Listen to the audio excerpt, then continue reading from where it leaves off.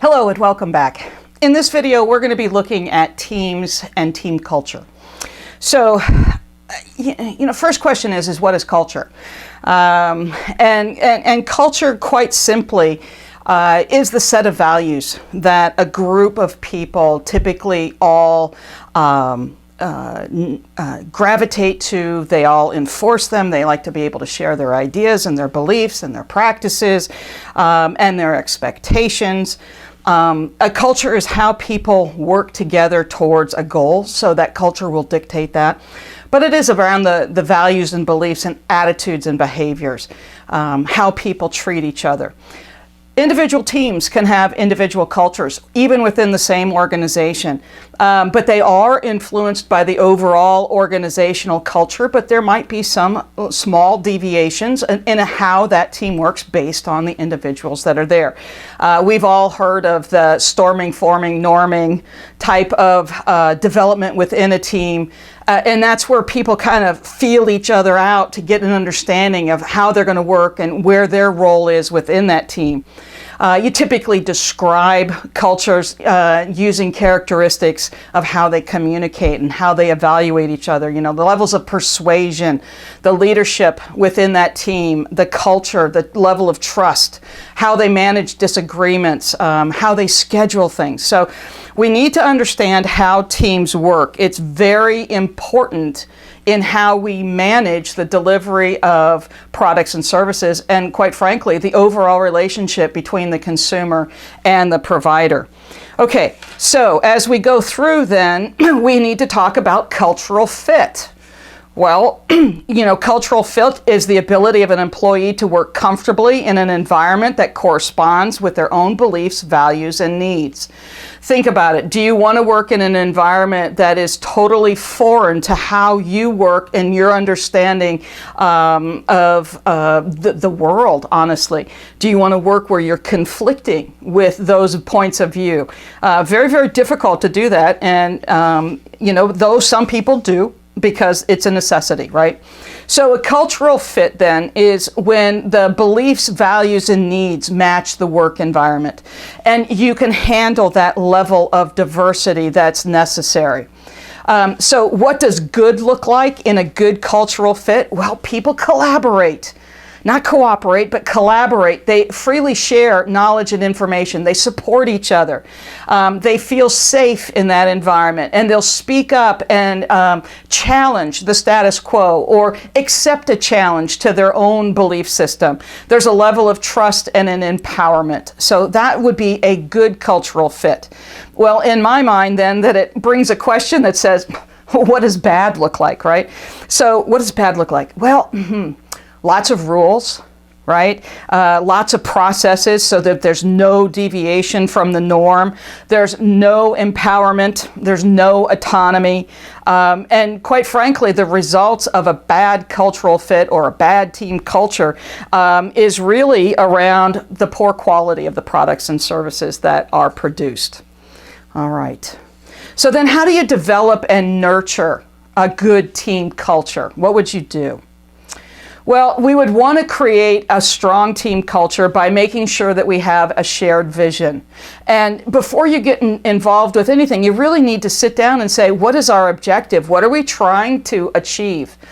And quite frankly, teams should not be endless. When you form a team, it should not be there ad infinitum. A team should have a specific purpose. It should have a start date and end date. Here's the objective. Achieve the objective. Disband the team. So that way you can ensure the team would have that shared vision.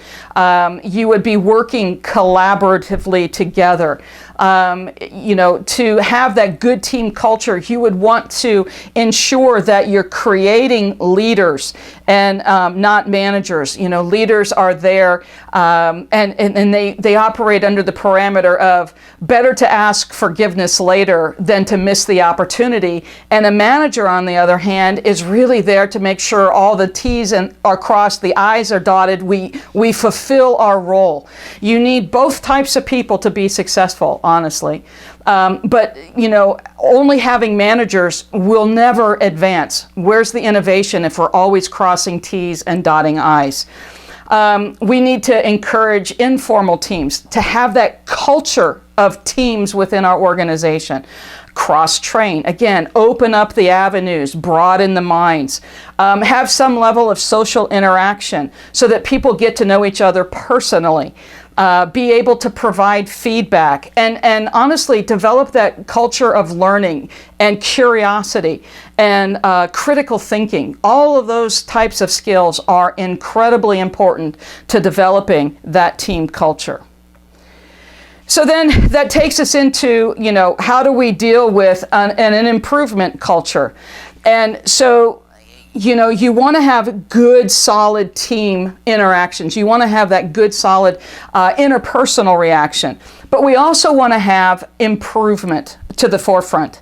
That's another big item within ITIL 4, is that continual improvement culture. Not improvement for improvement's sake, but improvement because it allows us to remain relevant and valid within our vertical, to continuing to meet the needs and maybe even open up a market with new ideas.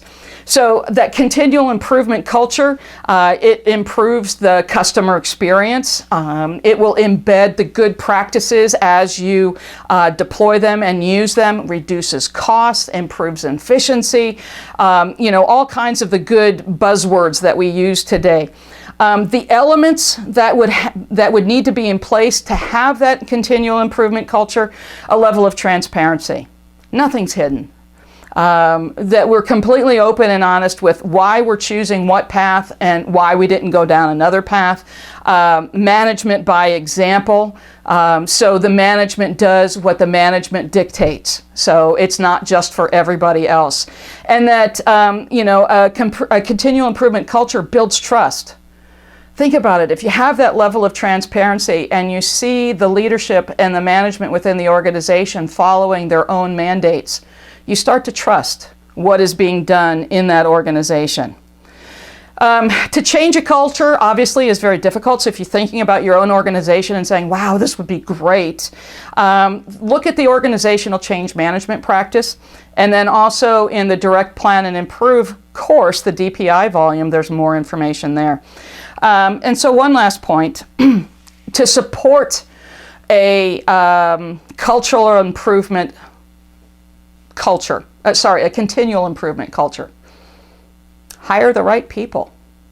I think that's the most important piece right there, is that you have to understand the type of person that you're looking for, the role that they will fulfill, and then give that individual, once they are hired, the opportunity to assimilate into the group, into the organization, by having good onboarding.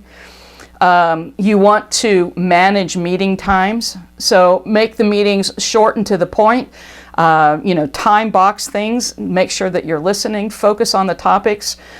We've heard or maybe even experienced all kinds of ways to run meetings, that there's no electronics allowed in the meeting, there's no chairs, there's always an agenda. So people are very focused to get in, get out, and move on with the day.